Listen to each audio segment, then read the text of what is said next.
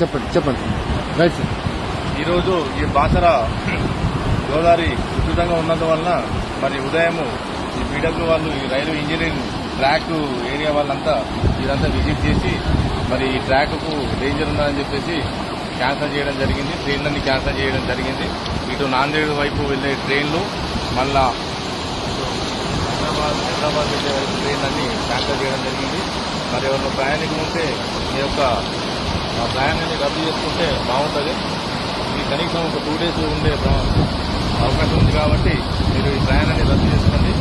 చాలా క్లిష్ట పరిస్థితిగా ఉన్నది. మరి బ్రిడ్జికి ఆనుకొని పోతున్నాయి కాబట్టి వాటరు మరి మీరు ప్రయాణాన్ని క్యాన్సిల్ చేసుకోండి. అట్లా రైల్వే అధికారులు కూడా మరి ఆటోమేటిక్గా ఈరోజు ఈ బ్రిడ్జిని చూసి డేంజరస్ ఉందని చెప్పేసి వాళ్ళు దీన్ని క్యాన్సిల్ చేయడం జరిగింది. ట్రైన్లు మొత్తం టోటల్ క్యాన్సిల్ చేయడం జరిగింది.